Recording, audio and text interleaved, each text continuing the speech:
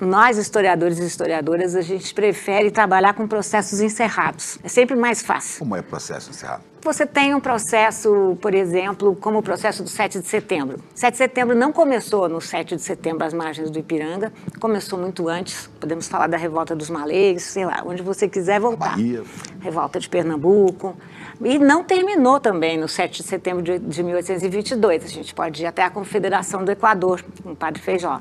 Então, esses são processos, mas aí você tem um processo que se encerra e que se abre um outro processo. Ou seja, o Império, o Primeiro Reinado, o Segundo Reinado, a consolidação desse modelo de Estado. A gente está vivendo um processo em curso, mas há momentos na história que a gente sabe que eles ficam, né? Ou seja, é um momento que o tempo vinca mesmo. Você não tem essa sensação, Chico? É um capítulo, né? Terminou esse capítulo. Não terminou, mas está vincado. Fez um vinco, fez uma marca. E por que é uma marca? Porque nós temos uma longa história já, uma história de golpes e de contragolpes, né? E se a gente partir só da história republicana, a gente pode dizer que militares no Brasil nunca foram julgados, né? E também, se nós formos só para a história recente, pensarmos no que foi a lei de anistia de 79, referendada em 2010, né? Ela era uma lei de anistia de autoproteção aos militares. Hoje nós sabemos disso. E que gerou essa impunidade em torno dos militares. Então, o fato de termos um julgamento de militares de alta patente sendo decidido pelo Supremo Tribunal Federal e não pelo Supremo Tribunal Militar, a partir do crime de golpe de Estado, de lesa democracia, sem dúvida é um momento importante da nossa história republicana e democrática, né, e que vai ficar. Vamos ver para onde nos leva. Bolsonaro sai da história? Bolsonaro, na sua opinião, acabou Bolsonaro? Fala pessoa, a figura pública. Político, acaba? Bom, você sabe que eu sou fiel de Machado de Assis e dos conselheiros de Machado de Assis. Tem uma figura que eu sempre cito e que eu acho adorável, que é o conselheiro Aires. Os conselheiros, o que eles fazem é não dar conselhos, né? Porque bom conselheiro sabe que não deve aconselhar nada. E é um conselho dele que eu adoro, que ele diz: as coisas só são previsíveis quando já aconteceram. E então, mesmo assim? E mesmo assim elas não ficam previsíveis. Então, é muito difícil a gente falar do futuro de Bolsonaro. Mas no momento em que nós conversamos, eu acho que a figura de Jair Bolsonaro, a figura dele sai muito chamuscada nesse processo todo. Uma pessoa que ataca as populações negras, é misógino, ataca as mulheres principalmente, ataca as populações indígenas. Sabemos da péssima gestão da Covid, né? Mais de 600 mil pessoas. É um presidente negacionista, é um presidente que ironizou as pessoas que estavam sofrendo por falta de respiração. Então, enfim, é um presidente que fez elogios à ditadura militar. Então, na minha opinião, é esse Jair Bolsonaro que vai passar, não para a história, na minha opinião, mas para o lixo da história. Bom, a minha previsão, não é possível fazer previsão, é que a figura política dele, muito provavelmente para aí. Ele não tem mais muito o que fazer, pode ser, sempre surpreende, né? Eu me surpreendo. Mas o bolsonarismo não, né? Os seguidores continuarão. Eu me surpreendo com as pesquisas, são pesquisas agora, nesse momento, né? São pesquisas muito pouco indicativas, né? Então, e me impressiona como um ex-presidente, há tanto tempo fora da política, ainda é tão influente mesmo. Então, para pessoas como nós, com certeza ele não tem influência. Mas o bolsonarismo se nutre dessa figura chamada Jair Bolsonaro. Então, eu me preocupo muito com o day after. Em geral, quando a gente vê filme, né, de Hollywood e tudo mais, acaba naquele ápice, né? Aquele tipo, nos filmes de princesa, é o famoso e viveram felizes para sempre. E a gente não sabe que a princesa não aguenta mais aquele príncipe com soluço, como o Bolsonaro, que a princesa não aguenta mais cuidar da insônia.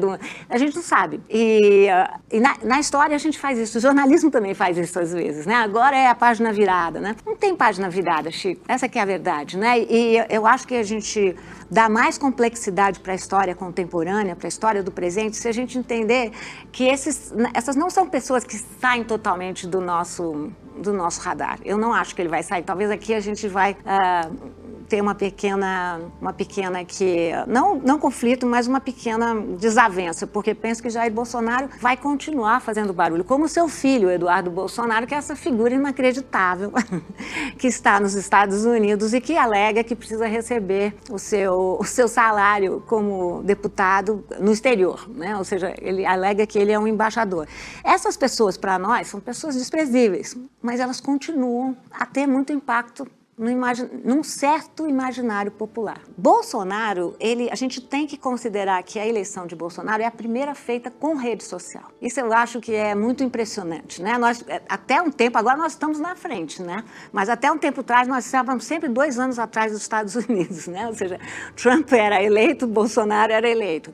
Trump tem o Capitólio, né? O assalto ao Capitólio, nós temos aqui o nosso 8 de janeiro.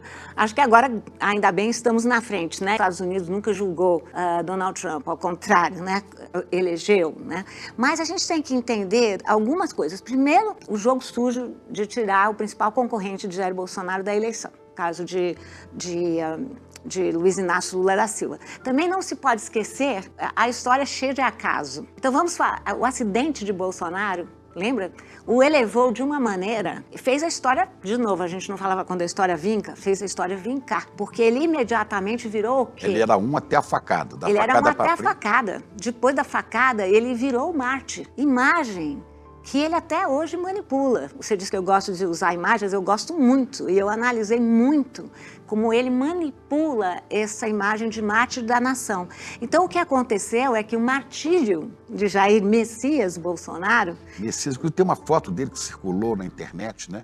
Ele deitado, aquela coisa. E o Cristo deitado. Cristo... É a mesma coisa que Trump fez agora com um atentado, né? Que ele fez uma foto dele, que ele ganha naquele momento também, Donald Trump, agora, né? Quando ele faz uma imagem dele como se fosse a mesma imagem dos americanos, lembra? Com a bandeira. Então, essa manipulação que as redes sociais fazem é um fenômeno que eu digo os setores progressistas, como você quiser chamar, nós devíamos ter visto. E um outro elemento que nós devíamos ter visto também, que era o crescimento das igrejas evangélicas. Jair Messias Bolsonaro se converte, em campanha ele se converte. Vai ser batizado no Rio. Vai ser batizado no Rio, você lembra aquela cena também? Então vamos dizer que Jair Bolsonaro foi alçado a partir de uma mensagem antiga, mas de uma mídia totalmente contemporânea. Ou seja, ele é a primeira eleição que conta com as redes sociais. É porque a grande mídia tradicional não o apoiou. Não, momento algum. Mas a grande mídia tradicional, vamos combinar aqui, a história é feita de meia-culpa também, deixou a extrema-direita nadar de braçada nas redes sociais. O que ainda sabemos que é um problema do governo Lula, que é a comunicação nas redes sociais. A gente sabe como esses políticos de extrema-direita se utilizam das redes sociais e usam a história, que é a minha área também, como uma guerra cultural mesmo, né? Eles vão contar outras histórias, eles vão fazer outras narrativas. Então, a palavra é essa, né? Que eles introduziram na nossa conversa, narrativa. Exatamente. Então, o que você entende como história, fala, não, isso é a narrativa. A narrativa da comunista. Da esquerdopata e por aí vai. Aí a história... Recebe Bolsa Família, sempre igual. Essa coisa de que você naturaliza e iguala o discurso de um jornalismo investigativo, o discurso de uma historiografia que se pauta em documentos e contrasta os documentos, porque a gente não usa um documento, a gente contrasta documentos, como vocês fazem também. O bom jornalismo faz isso, com a invenção da história, a invenção do fato, a invenção da narrativa.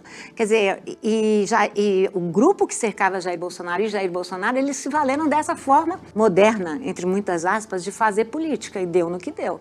E a gente também não pode esquecer, é que aí a gente já vai longe, né, Chico? Me perdoa, mas do impeachment, do golpe sob Dilma Rousseff em 2016, que colocou no poder Temer, que prometeu, lembra disso, o Ministério de Sábios, mas na verdade abriu o poder para esse baixo clero que estava anulado, estava pelo menos contido até aquele momento. E aí eles ganham. Você responde de certa maneira o que eu queria saber, é de onde saiu tanta gente para votar em Bolsonaro, né? Quer dizer, esse pessoal não era bolsonarista, né? Mas era uma imensidão de gente reacionária, conservadora no pior sentido, porque tem coisas boas quando você conserva. Eu conservadoras... Porque eu acho, na minha opinião, queria ouvir a sua, que a democracia funciona muito melhor na diferença, né? Então, um bom conservador é muito bom, né? Ou seja, porque se andar, se for democrático, né? Se respeitar a Constituição. Então, acho que não tem nada contra pensamento conservador. Nós não estamos falando de pensamento conservador, na minha opinião. Estamos falando de pensamento retrógrado. Retrógrado no sentido de retroagir, de fazer voltar atrás. É esse que me pergunta. E a partir de uma postura fanática diante do que acontece. A partir de uma postura fanática, a partir de uma concepção, não de um Estado laico, mas de um Estado religioso, a partir de uma concepção autorreferida, né? Ou seja, famílias heteronormativas, famílias brancas, né? Famílias heteronormativas, Deus, pátria e família. Se for pegar a família de Bolsonaro, ele, né, não tem nada de modelo cristão, tradicional, coisa nenhuma, né? Não, mas é um modelo papai e mamãe. Isso que é o heteronormativo. É isso que eles vendem. Mas quando a família, né, de Deus, pátria e família cristã, que ele também fala, não tem nada a ver. Não tem. E heteronormativo, bom, dia a gente pode até ficar sabendo que não era tão heteronormativo. Não, e a gente pode lembrar da eleição, do momento quando Jair Bolsonaro é eleito, que ele faz aquele discurso primeiro nas redes e para os eleitores dele. Quer dizer, deixa claro que ele não era um presidente de todos, que não era um contrato com todos. Era um contrato sectário, né? Eu penso que Bolsonaro é um sintoma. Então, a sua primeira pergunta é correta. Ele é mais do que ele é um sintoma de um certo Brasil. E me impressiona muito, sabe, Chico, não sei se você concorda, eu estudei num livro... Sou eu para concordar. Não, imagina, As Barbas do Imperador, não, todo mundo... As Barbas do Imperador, sobre Dom Pedro II, que escreveu, né? É essa questão de por que os brasileiros e as brasileiras veem no chefe de Estado a figura de um pai severo. Né? Toda vez que tem eleição dos nomes, né, todo mundo cita Getúlio Vargas e Pedro II. Né? Essa ideia de que nós não temos uma concepção republicana do presidente. Né? Ou seja, o presidente é um resultado de um contrato. Eu nunca abro mão da minha representação. Né? E não, nós temos essa visão do presidente como uma figura que paira por sobre nós. Tanto que, conta pra mim, qual era o apelido, qual é o nome que se dava ao Bolsonaro? Mito. Mito, você não tem contrato republicano com mito, não é verdade? Então, essa aqui é... Você nem tem compromisso com uma certa verdade, porque o mito é o mito. Não tem, ele paira por sobre nós. O mito é mentira também, né? Mito é mentira, mas o que o mito mais faz, isso que me impressiona, né? Eu estudo muito o mito da democracia racial e como eu tenho essa formação em antropologia, eu penso o mito não como mentira. O que o mito mais fala é das contradições fundamentais no país. E tanto são contradições fundamentais que o mito não para de crescer. Vamos pensar o mito da democracia racial, por exemplo. Fala do quê? Da grande contradição da sociedade brasileira, que é a questão racial. É o fato de termos sido o último país a abolir a escravidão. Escravidão mercantil, porque ainda existe escravidão. Escravidão formal. Né? Só o fizemos em maio de 88. O fato do Brasil ter recebido quase a metade dos africanos e africanas que foram obrigados foram sequestradas do seu continente, o fato de termos sido escravizados, mão de obra escravizada de norte a sul. E, durante muito tempo, nós não falávamos disso. Esse é um trauma. Bota outro trauma, o que nós estamos vivendo agora, a questão militar. Vira e mexe e volta. Então, nós não falamos de outra faceta. A questão militar que é danada, porque ela vem desde a proclamação da República, né? Antes? Com Deodoro, antes disso. A Guerra do Paraguai. Mas ali que cresceu o poder militar, né? Foi na Guerra do Paraguai que eles passam a ser os mitos brasileiros. Eles passam a ser isso que eles alegam que são até hoje, salvadores da nação. Né? É a partir de lá que eles começam com essa imagem, esse mito, de que eles são o poder moderador. E que leem errado sistematicamente, aparece toda vez no nosso julgamento. Agora, veja como é um mito. O tal do artigo 142. Né? Ou seja, eles continuam alegando que eles estão acima dos outros poderes. Paisanos. Os paisanos não sabem. Nós, fardados, sabemos. Nós sabemos. Não é? Nós sabemos o que é bom para a nação. A ditadura militar, diferente do que eles querem fazer valer, essa ideia de que eles eram muito racionais, entregou um Brasil falido, com uma inflação galopante. Agora, você estava dizendo, isso acontece no Brasil, né, o 8 de janeiro, depois de ter acontecido nos Estados Unidos, o Capitólio. Só que lá, o julgamento dos golpistas não houve. Não. o líder do golpismo virou presidente outra vez. Presidente. E o que eu pergunto é o seguinte, e agora defende a libertação, né, a antecipadamente anistia a Bolsonaro. E é de um país que sempre foi visto por todos nós, né? Fala o Ocidente, a mentalidade geral, é a democracia. Os Estados Unidos é o país dos valores democráticos. O que acontece com os Estados Unidos? Olha, com o conceito de democracia. Essa imagem nunca me... Sim, mas é o que se... Mas diga assim, é o que se diz. Mas Heloísa Starling me acompanha, comparsa, né, de livros. Pessoal, ela tá para publicar um livro sobre 64 e ela, como muitos historiadores, Carlos Fico, tantos historiadores têm mostrado. O Fico acaba de escrever um livro também belíssimo sobre a história dos militares do Brasil. Maravilhoso. Então, eles mostram o que foi a Operação Condor, por exemplo. Né? Então, enquanto os Estados Unidos defendia essa imagem de ser a democracia do mundo ocidental, eles estavam patrocinando ditaduras na América Latina. Então, fico aqui nesse exemplo só. Né? Então, peraí, como é que um país pode ser assim democrático se está dando aula de tortura, dando dinheiro para ditador, né, na América Latina? Então, sempre foi uma imagem defendida, essa coisa, as instituições fortíssimas, mas está muito claro que Estados Unidos está vivendo uma crise democrática de tamanho avassalador, né? Ou seja, eu fico pensando na capa do The Economist, né, que acabou de sair, que é o Jair Bolsonaro na pele daquele... esqueci o nome dele. Só para fazer justiça, né? Em 2021 e 2022 e 2023, Aroeira, nosso cartunista brasileiro, fez exatamente esses desenhos. Aroeira, verdade. Primeiro do Eduardo Bolsonaro, toda razão, que estava lá no dia da revolta do Capitólio, da invasão do Capitólio, ele com aquele chapéu meio viking, aquela coisa, sei lá o que é aquilo, e depois do Trump, quando... o Aroeira fez, toda a razão. Bem e aí o The Economist foi lá e... Agora fez. Mas é bem impressionante, né? Mas de toda maneira, o que me chama a atenção aí é que esse sujeito que ficou tão conhecido na invasão do Capitólio por conta da sua violência, por conta do que ele fez, foi um dos primeiros a serem soltos pelo Donald Trump agora, quando ele foi reeleito. Então, eu, como antropóloga que sou, sempre penso na eficácia simbólica do poder político, né? E acho que é muito simbólico o fato de Donald Trump soltar um arruaceiro como esse. Né? Ou seja, uma pessoa que invadiu o Capitólio, uma pessoa que destruiu, né? E simbólico é que nós estamos julgando não só essas pessoas que invadiram os 3 palácios em Brasília, mas estamos julgando 7 militares, né, de patente. No momento em que esse conceito de democracia vive essa turbulência, Estados Unidos, como pode os Estados Unidos eleger esse cara condenado? Ele foi condenado. Foi condenado. Presidência da República, não está eleito, né? Como você pode ver crescer na Alemanha um partido neonazista, logo na Alemanha, né, mas consegue crescer. A Itália ter uma liderança Meloni, de extrema-direita, Meloni. A Hungria com o Orbán. Portugal, né, falamos juntos. Chega, né? Então, a gente vê crescer isso no mundo inteiro, como se as pessoas não tivessem aprendido com a história, né? A história também, a gente chama atenção. Eu penso que o Brasil, por exemplo, já se encontrou e se desencontrou muitas vezes com a democracia, né?